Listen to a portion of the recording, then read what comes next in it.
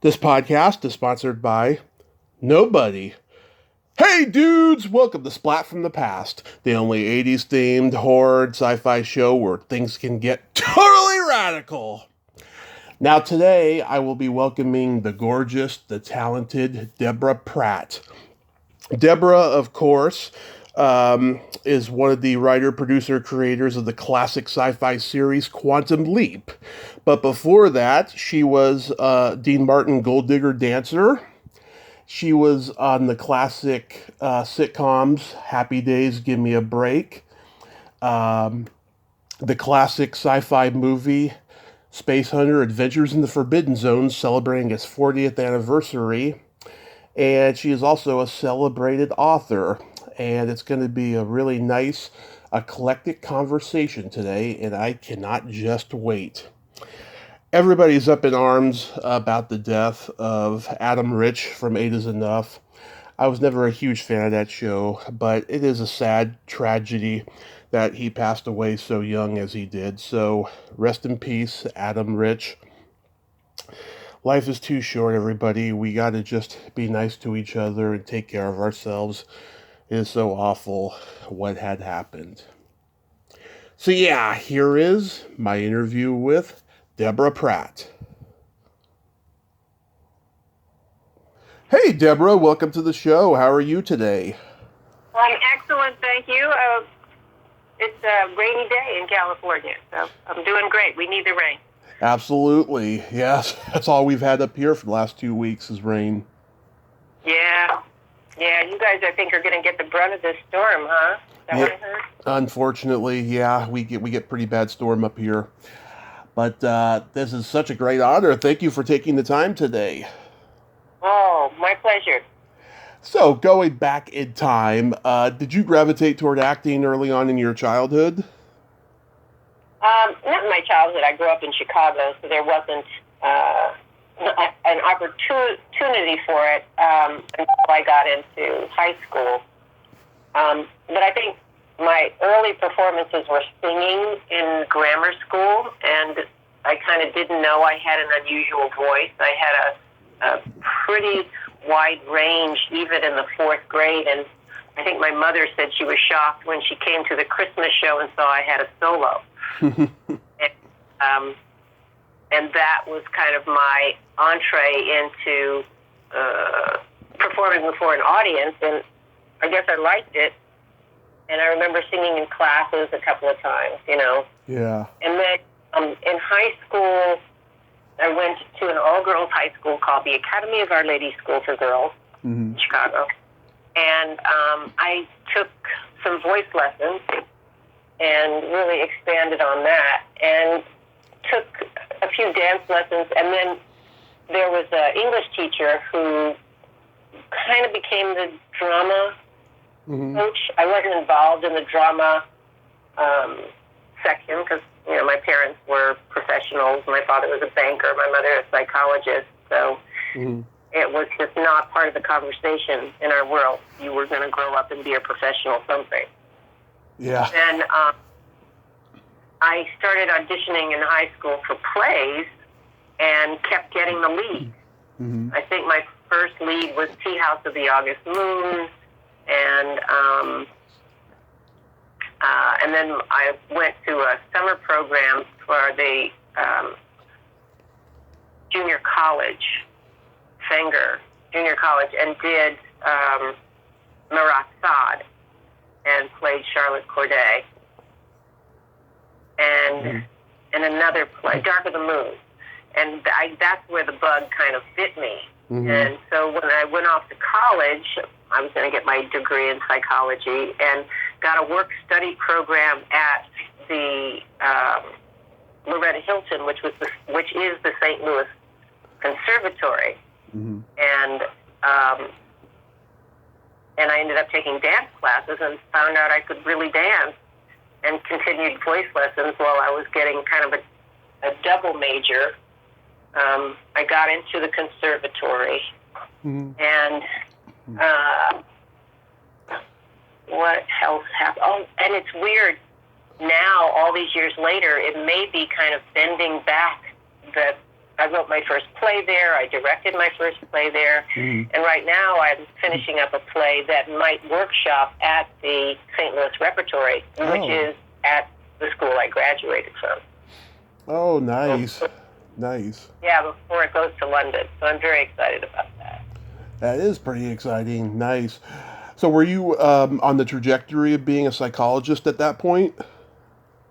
Yeah, very much so. I mean, I graduated early because when I was in high school, I took a lot of advanced placement classes. And so I had the credits to graduate, and then I went to summer school. And because of the double major, I had all these credits, and I thought, I don't want to stay in college. I just want to graduate. So I graduated in 3 years. 3.5, if you count my advanced placement credits. So I graduated in 3 years, and then came to apply for a master's program at the Illinois Institute of Technology. And I said to my parents, since I graduated a year early, may I take a year off? And they thought I was going to, like, travel. And Yeah. I said, yeah, sure. And I said, no, I want to try show business. And I auditioned for 2 plays in Chicago, off-Broadway plays. One was Godspell. The other was this play called Don't Bother Me, I Can't Cope. And I got both. And I chose Don't Bother Me, I Can't Cope because I was going to be understudy in either of them because I was such a newbie. But I could understudy. I would have a lot more solos if I ever went on stage. I could dance, I could sing. And it was a much more contemporary piece. Anyway, my parents came, and my mom said, wow, I never knew you had so much talent. And my dad, who was always just incredibly supportive about anything you wanted to do, as long as you became a professional. The next morning, she called me up and said, the Gold Diggers are having auditions. Yeah. Now, I had done one show, really, and been in rehearsal for, 4, 5, 6 weeks, something. And I said, oh, my God, but I have a job. And she said, well, you said you wanted to do TV. You should just go audition and see what the experience is like. And I went down there, and it was like this nationwide search for talent. So early The Voice, to say the least. And by the end of the day, so I got there at 8, at 5 o'clock, it was me and one other girl left. And I raised my hand and said, excuse me, I have to be backstage, and I need to go home and, shower. I've been dancing for 8 hours and singing for 8 hours. And the executive producer, Greg Garrison, said, what do you mean you have to go? I said, I have a job. And he said, do you not understand what we're offering you? I said, well, you haven't offered me anything. And he got up and got in my face and said, where'd you get this fuck you attitude? And I went, excuse me, who the fuck are you? And he said, I'm bringing you to Hollywood. Hollywood's going to break you. I said, bring it on. But right now, I have a job. I hope you respect that. And I hope to see you in Hollywood. And I left. And they sent me a ticket. I came to Hollywood. I auditioned. There were 12 of us for 8 places. And I was selected as both a singer and dancer. And worked with 8 of the most amazing women I'm still friends with. We just lost one last month, the youngest, as a matter of fact. Yeah. Kind of a big thing. She passed away. But I've pretty much stayed in touch over the years with all of them. I only stayed with the group about 18 months and then decided I was going to take on Hollywood and tried to create my own girls group and got producers and got a guitar and started writing songs and then got in the music business for a while. And it was the 70s, and it was a pretty dark time for the music industry in that sense. I mean, a lot of great music was coming out in the late 70s. And then when I wasn't writing and struggling as an artist, I would go and work with people like Debbie Reynolds in Las Vegas Mm-hmm. I had played Vegas with the Gold Diggers several times. So it was cool to work with Debbie. I was there when Carrie got Star Wars. Yeah. That was pretty cool. Although I had tried to audition for the role. Oh, nice. I've talked to Susan Buckner. Oh, she's a force of nature, but I love her. Oh, She's a force of nature. She was my roommate forever. yeah, yeah. Oh, she tells really funny stories. My mom was almost one of the gold diggers in your group. Oh, you're kidding. What's No, her name?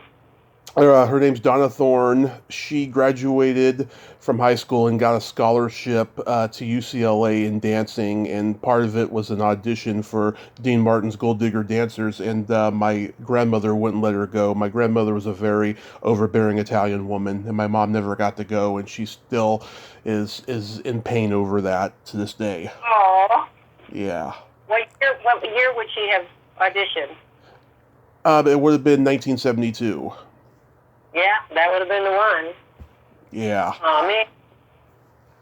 Yeah. She was missed. It was a fun ride. It was a really fun ride and a great entree into show business. To come from, the Midwest, no connections in Hollywood, and arrive under contract to NBC, which I think is, again, this big circle. That my first contract was with NBC, and here I am back again with a show on NBC. Yeah, that's been very good to you. Yeah, everyone tells me across the board Dean was just a great, gracious guy. He hated rehearsals. He never drank. That was just part of his persona. I mean, you got any good anecdotes about Dean? So we're on the set. And he used to call me, he had a term for me, because he said he made me come stand next to him in the rehearsals. Yeah.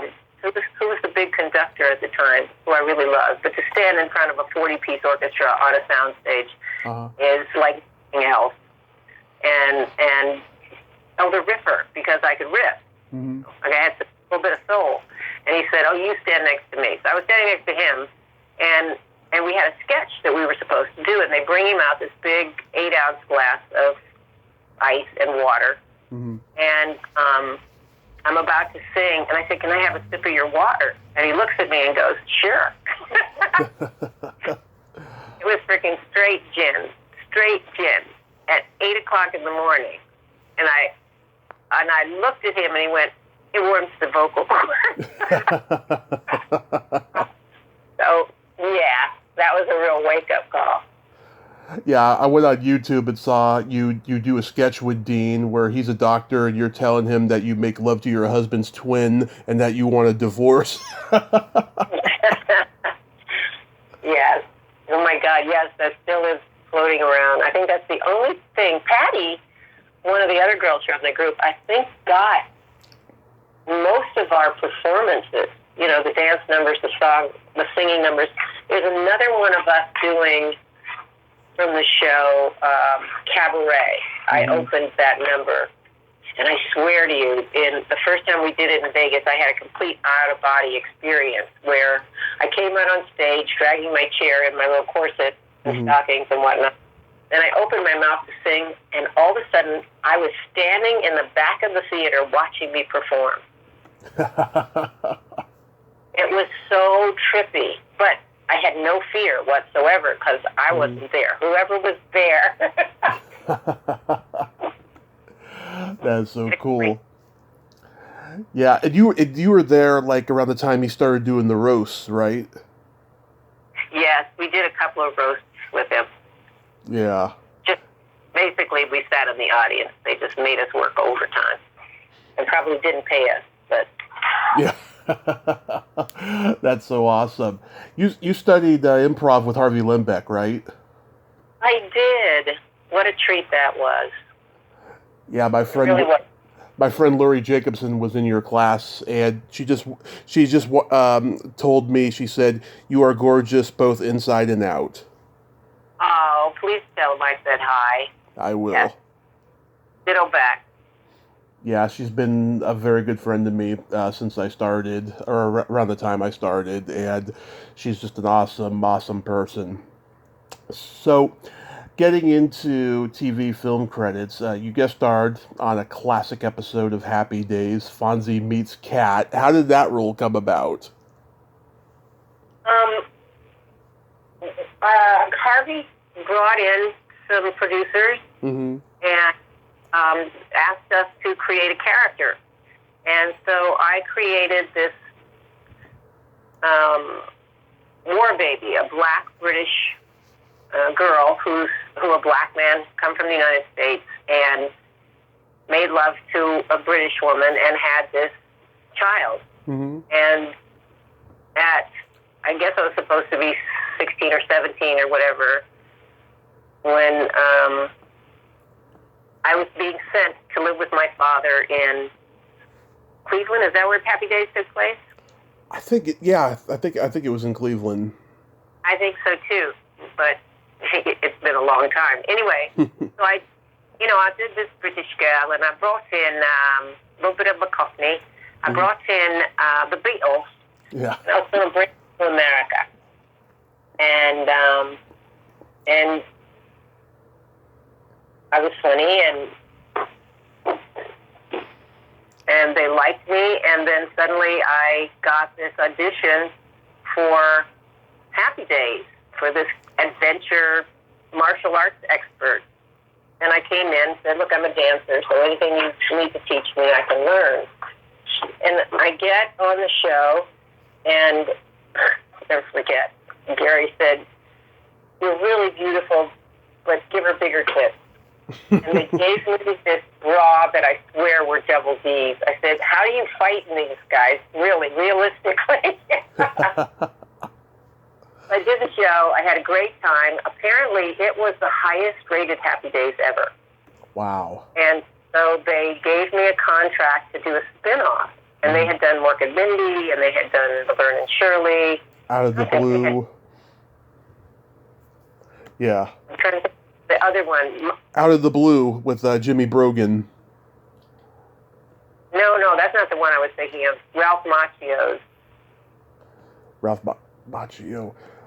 Not Ralph Macchio. Who was it? Scott Baio. Scott Baio. Yeah. Joni Loves Chachi. What was it called? Joni Loves Chachi. Joni Loves Chachi. That's absolutely right. Mm-hmm. Anyway, they created this Kathmandu show, and I was the bodyguard for like an East Indian prince and princess. And who's the woman that looked so much like Carol Burnett? They hired her on the show. Vicki Lawrence. Right. Vicki Lawrence. So Vicki Lawrence was our United States liaison, and I was supposed to protect these kids. And then the pilot script came in, and for whatever reason, Henry Winkler, who I loved, who's brilliant, who's wonderful, said, that's it, no more spin-offs. And I went, really? Now? Now on my yacht? Yeah. And so we did like a, what do you call it? Like a, well, there's a term for it in Hollywood where it's almost like a test pilot, but it wasn't a full pilot. And Gary didn't direct it, and Gary didn't write it, and it wasn't quite wonderful. And I just didn't know enough at that point. I wasn't a writer, but this is what made me become a writer. Was I said, I will never do something that isn't wonderful again. And Gary kept saying, I'm going to make you a star. I'm going to make you a star. And I went, okay, you got time.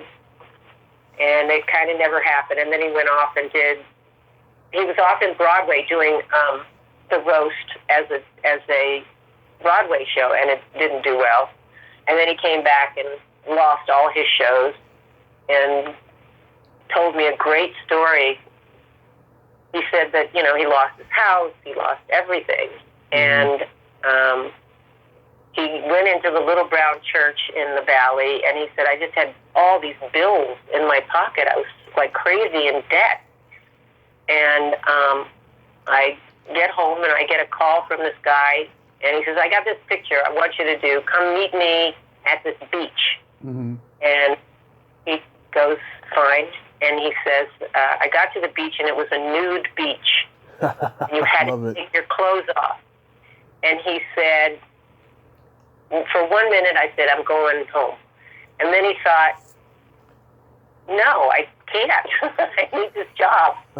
And he took his clothes off, and he said it was quite liberating because all the bills and the weight of the world went away with the clothes. And he went and had this naked meeting, and the guy said, I got this book called Pretty Woman. It's kind of dark, but I want to do it as a comedy. Mm. And that's how he got Pretty Woman, naked on a beach. Huh. Interesting. Yeah, very interesting story. And it really changed his life and took his career into a whole other direction. And God rest his soul.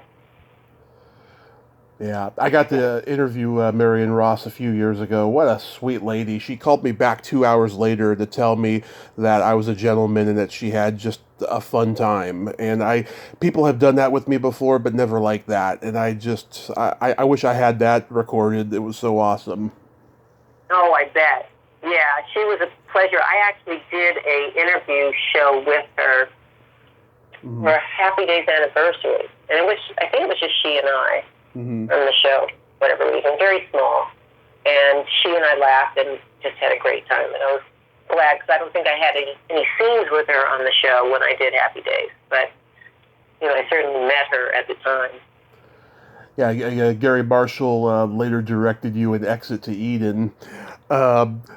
I like that movie because I'm a member of the kink and fetish community, and I used to date a dominatrix. So, whenever I see my people depicted on screen, it brings a smile to my face. So, thank you for that. Did he do a good job for your people? Yeah, it's pretty funny.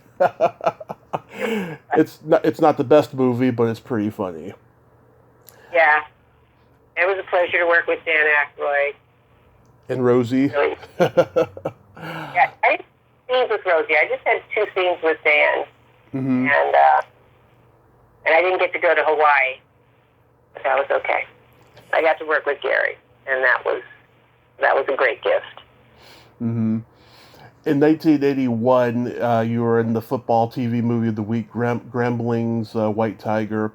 My mom's childhood friend Dennis Haysbert was in that. Did you get to work with him? Yeah. He was part of my class. He, LeVar Burton, and Bruce Jenner, who I ran into not long ago as Kate. Yep. Yeah. And he, I walked up to him and I said, Bruce, you probably don't remember me, but I played your girlfriend in Grambling's White Tiger. And his eyes lit up and he said, oh my God, I have such a crush on you. And he's standing there dressed as her. Or she's standing there dressed as her, and she throws her arms around me and gives me this hug and says, I had such a crush on you. And I looked and I laughed and I said, I don't know how to feel about that, but thank you. And we had a really good laugh. Her son was playing, and I knew her wife at the time, Linda, and their son was becoming a music artist. So, and then LeVar and I went to Africa to run the Zambezi River with Wide World of Sports. Mm-hmm. That was an adventure that I tried to do a television series off of years later. Right before we did Quantum Leap, as a matter of fact. Huh. Yeah, I had come in and then I got Airwolf, and I was a reoccur on Airwolf. And then I was supposed to, and then I got offered Magnum PI and auditioned for that and got that. So I was on both the shows. And so I went to Don Belisario and said, I want to write an episode. Oh, wait, here's the best part about Yeah. The best part about Spacehunter for me was that the Earth Girls were originally very integral in the story because they drove the plot in the sense that they had to be rescued by, Right. you know.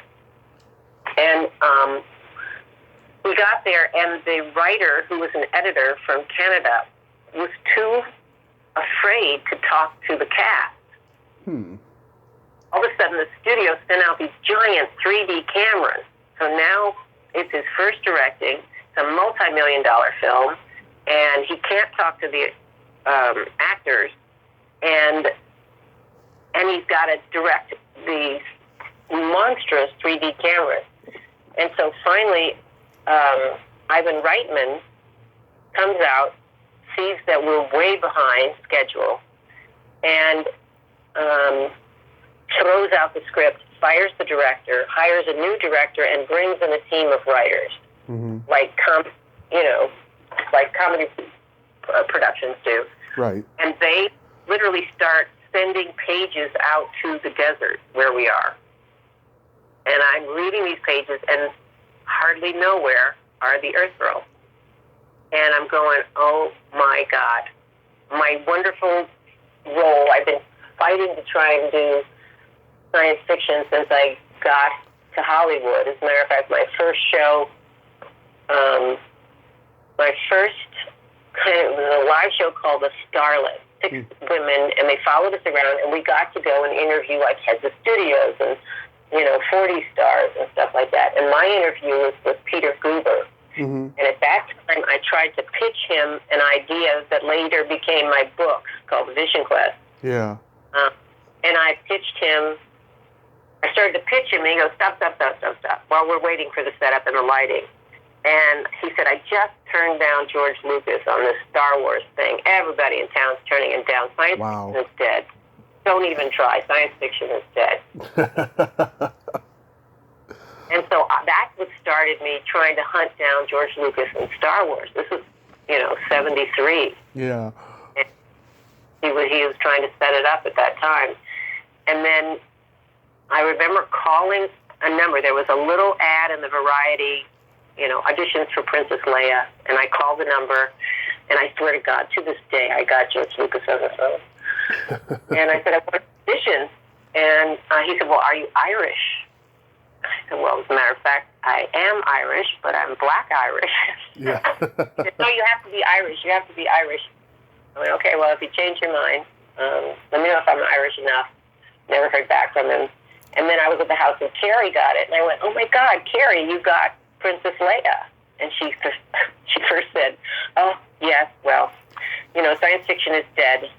My agents aren't expecting it to be wonderful. And I went, that was just the mantra at the time. No one thought it would work. It was fascinating. Yeah.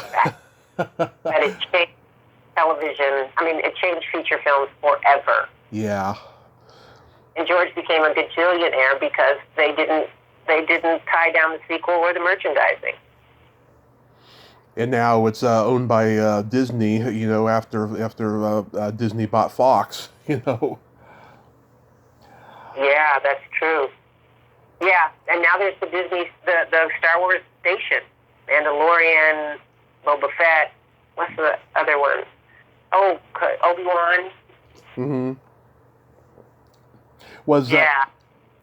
So was Spacehunter just a standard audition for you? Yes, it was. Oh, wait, so I didn't finish my story. I'm sorry. Sorry. What was, I get out to the desert, we're shooting this scene, and I see they shut us down. So the pictures that I sent you were the scenes that got shot under that director, as I remember. And they shut us down while they wrote the new script. And nothing is coming out for us. And I go to the director, it's like Thanksgiving, and I said, hey, what's happening with the Earth Girls? And he goes, I see them as the golden fleece, off in the distance, unattainable. And I went, fucked. Oh, we're fucked. So here's what started my writing career. I snuck into the writer's room after they had left, got on a typewriter, and wrote a 7-page scene demanding my galactic rights. The only dialogue I and the Earth Girls speak in that movie, I wrote. Didn't get credit for it, but I wrote it. The 7 pages turned into that little scene that you see where I demand my galactic rights. They kept my lines. Yeah. They only kept like 7 lines from 7 pages. But that was okay, because what it taught me was, if you want to be the change you hope to see in your career and Hollywood, then do it yourself. Yeah. And that's what started me on my writing career. And I ended up writing a pilot that never went anywhere, called Hollywood Canteen, with some friends from Harvey's class. Mm-hmm. And then every time I got on a show like Airwolf and Magnum, I came up with the idea for a script and wrote it. And kudos to Don Belisario. He says, "Oh my God, you've got talent. Now here are the notes. Go rewrite it." And I think he made me rewrite my Airwolf episode 7 times. But it taught me so much and set a standard for my writing that I wear as a badge today. Yeah. You know? Yeah. So were you looking to break into theatrical movies by that point? Yeah, I was trying very much to, but, that was when I got to Hollywood, it was the beginning, I think, of blaxploitation. Mm-hmm. And I'm triracial, and so I did not fit. When they wanted black people, they wanted people that looked black, and I didn't.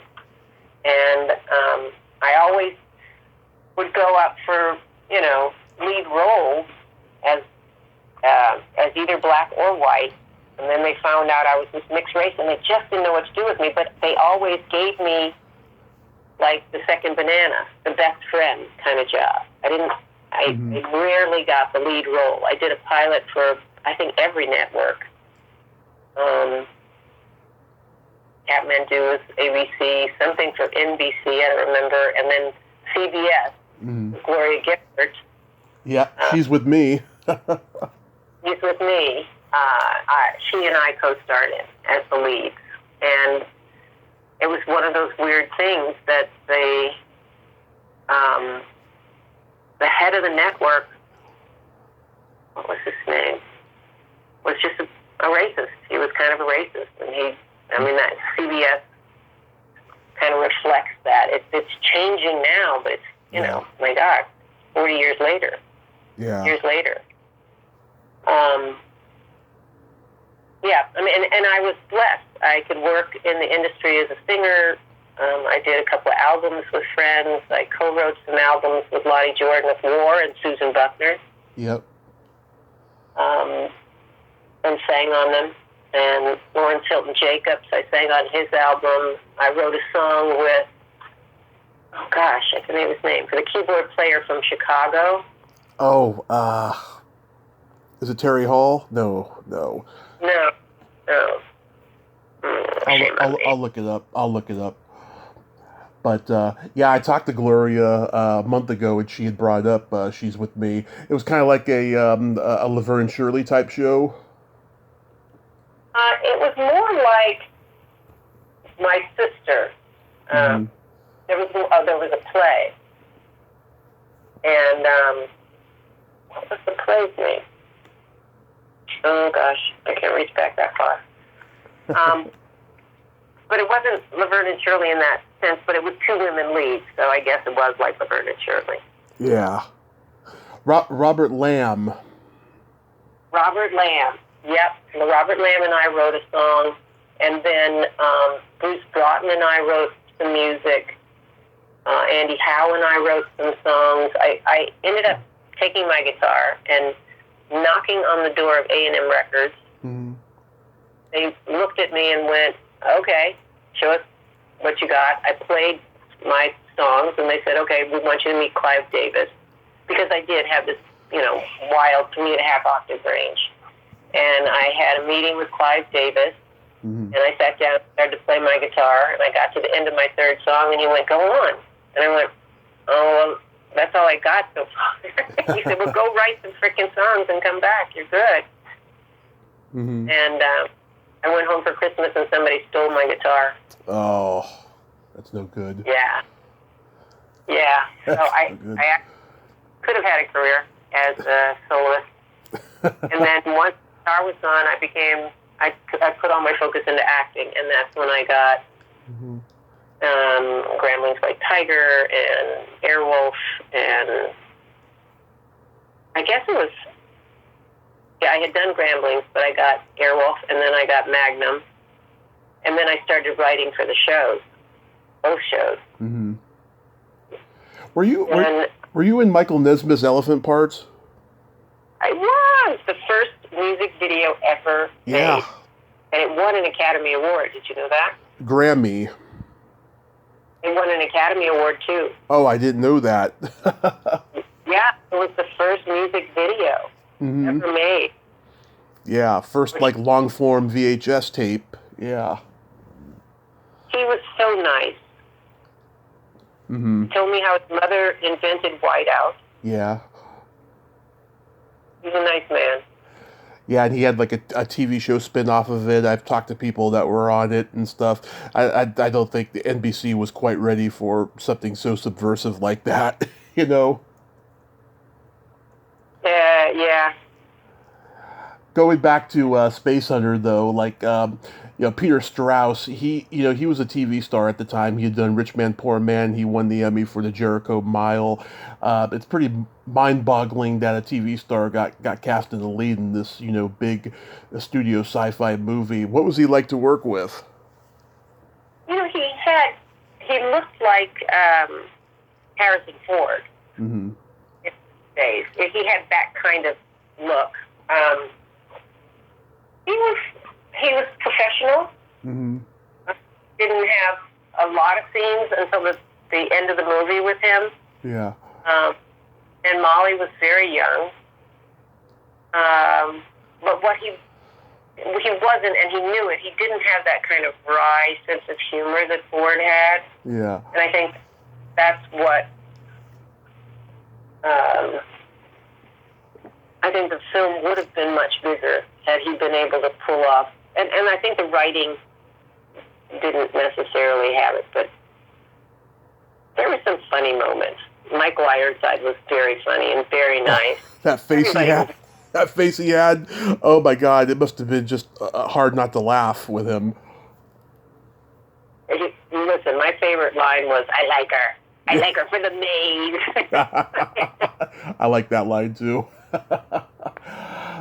Remember when they did the sequence with the fat people? Yes. And somebody came on set and said, it didn't say fat people, it said bat people. So they had made all these massive costumes.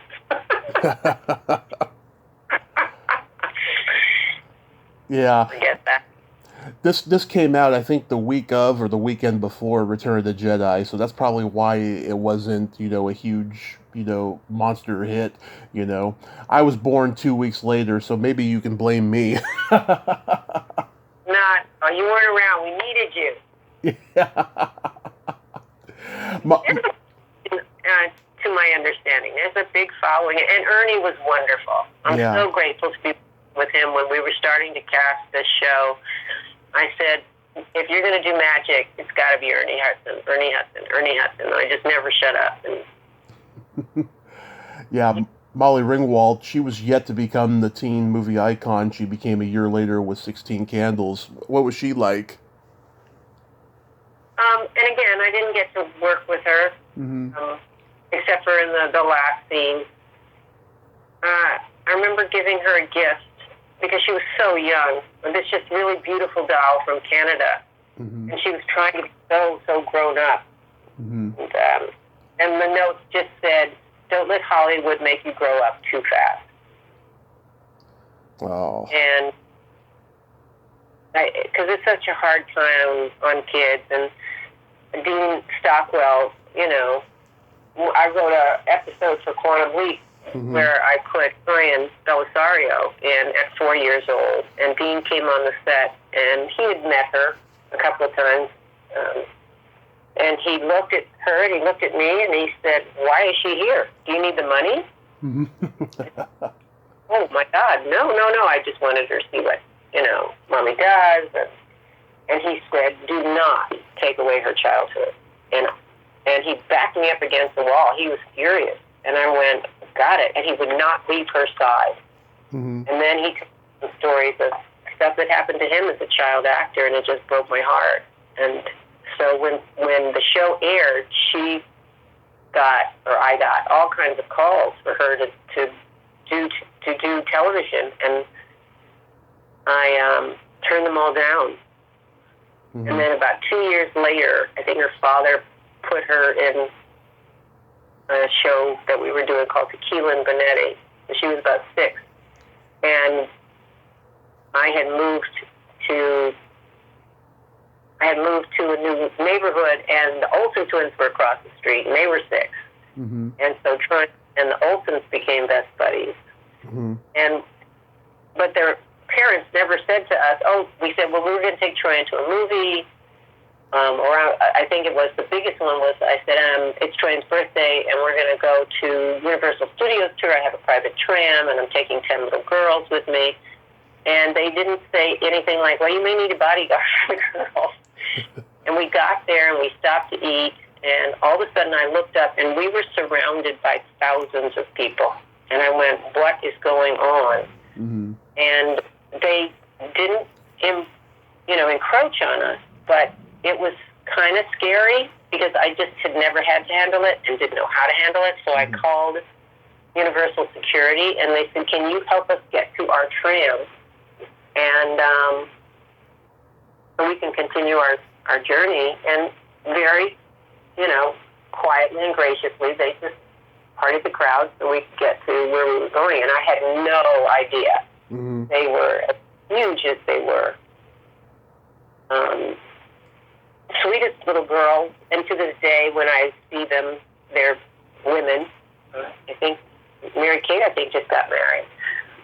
They've always been lovely and kind and gracious. So, but what Dean said was a real wake-up call. And so Mm-hmm. I did not support Troy in acting. I said, graduate, go to school, have a life, and, study acting, study theater, which he did at USC, and literally did a play at the Geffen, did a second play at the Geffen, and got 3 Little Liars. Beautiful. Yeah. Was the spacesuit hot to wear? Well, if you saw those,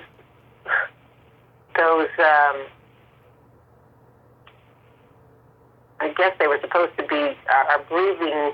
We had cuffs, we had Mm-hmm. belts, we had all this other stuff that we had on that they paid a fortune for. Those were all sprayed down in gold, literally the interior, to make them look like that. They were beautiful. But again, and then we had to run in them. So once the lid was off, I said, we've got to pull these off. And then suddenly we were under attack, and we had to run, and I took off one of my cuffs and threw it, and I'm sorry that I did. I threw all the gold stuff at these people thinking they would scramble for it. So I'm like writing in my head, text that's not there, actions that's not there. But then once we had stripped down pretty much to the jumpsuits, I realized that all the places where weapons could have been hidden, so we could actually have fought back. So I could have fought for something like that. I was definitely writing. Definitely. It was hot when we had to come out of those space pods, Mm-hmm. and I remember feeling claustrophobic because I was in the space pod, in the space, helmet, and in this spandex leotard inside the space pod, and that was hot and claustrophobic, waiting for shots to be set up. And we had gloves on. So, Nice. You were on one of my favorite episodes of Give Me a Break, the classic diet group episode. Was that a lot of fun? I'm sorry, remind me again, what was this? Give Me a Break? Yeah. And what was the episode? It was the diet group episode. I don't remember exactly. I'd have to really go back. You're like a personal trainer, and like you and Nell are both like competing for like the same guy who's like the leader of the diet group, right? And you have a hilarious line that got a huge laugh from the audience in the episode. You say to her, "Oh, Nell, you're not hungry, you're horny." Listen, I loved doing comedy. I had a great time Yeah. with all the comedy shows I did. I did a number of them, and that's where I thought my direction was going to go until Airwolf kind of shifted it to drama. And I think at that time I was being offered, the same time I got Airwolf, I had been offered, the same people that did Give Me a Break were going to do a show for me. And I made the choice at that time to go to drama. Mm-hmm. Yeah, Airwolf. Yeah, I mean that was, I guess it had a good sized following, but was it a troubled production? Well, Give Me a Break. Or Airwolf. Oh, for Airwolf. Mm-hmm. Well, yeah, Jan had trouble. Mm-hmm. He definitely had troubles, and there were production costs, overruns, and but Jan was kind of self-loathing, and he was so good, but he had a drinking problem, and it really hurt the show. That's why I ended up with another cast in Canada. Yeah. And Ernest Borgnine, I mean, he was a legend by that point, and the two of them working together was pretty interesting. But do you have good memories of the two of them working together? Oh my God, Ernest Borgnine was probably one of the most professional actors. Well, Dean was too. Those old school actors were incredible. They were incredible to work with. Yeah. And I left. Yeah, people I've talked to who worked on Magnum PI, they tell me that was an adventure in and of itself, because you never knew what was going to happen with the stunts, and you never knew what personality the director was going to have. It was a wild experience. Like, how was that experience working on Magnum PI? Well, it was in Hawaii. Come on. Yeah. A great. It was such a beautiful location and wonderful people, and good writing, really good writing that I think changed Hollywood a lot, and changed the definition of heroes a lot. Yeah. Philip was charming and lovely, and Roger Mosley, God rest his soul, was also incredible. Oh my God, Larry Manetti is gone too. Yeah, that was sad. Wow. Yeah, it was sad. So, what made you start writing books? Yeah, you mentioned Vision Quest, and you mentioned Warrior One, which is going to be out. Did you say this summer? Yes, that's what we're hoping for, and yeah, I've got a fifth book that I owe.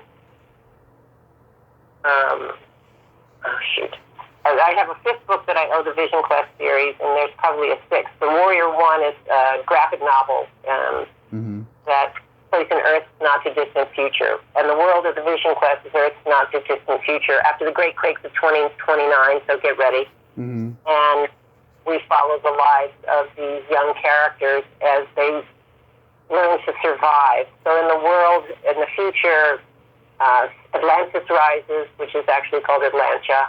South America sinks and is made into an underwater city. We put our genetics and create alternate species, some with animals but the ones with animals remember the powers that we've forgotten. And then we put genetics into machines, and they become sentient. And they determine, based on our history, that we are not worthy. And that's where the fight begins. So we have to remember our powers before the machines build their army. And, I'm really proud of the books. I'm looking forward to doing, Warrior One as a game. I want to do it as a video game, and the Vision Quest is a series of films. I'm looking to do Quantum Leap as a feature film. Nice. Bring Scott back. Bring Sammy bring Joe back if you're a fan of the show. Mm-hmm. So I feel blessed and excited, and I feel like the new series is inventive and creative, and I'm proud to be part of it. I'm proud to kind of be the keeper of the lore for sure, to make sure that it honors the original, which they have done beautifully well. Martin Giro and Dean and Chris is the director, Rismer. I mean, I just feel like there's a great team here, a great team of writers, incredible cast, incredible crew, and I'm looking forward to this show going on for a long time. And what I say to everybody is, hey, if Star Wars did 9 television spin-offs and 9 feature films, so can Quantum Leap. And we should have movies and rides that here at Universal and all that kind of good stuff. I tried to do it 30 years ago. Oh. I tried, but we were ahead of our time for sure. But now we're back. So. Yes, and I hope you get there. That's a crime that you didn't have it at Universal back in the day. Oh, my God. Well, Deborah, I thank you so much for coming on, and I hope you have a happy new year, and, congrats on the next book and continued Quantum Leap success. All right, well, maybe we can talk again when Warrior 1 comes out. Tommy, you have a great year, and all your followers, I wish you this 2023 to be the best year yet. Stay safe, stay healthy, and... I would love that. Thank you so much, Deborah. Have a great day. Thank you, Tommy. Bye-bye. Bye-bye.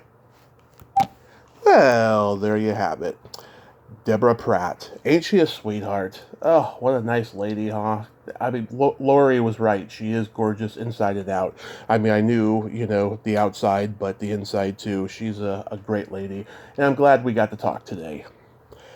Well, until next time, this is Tommy Throwback Kovac saying there's no shame in living in the past because the present sucks. Later, dudes.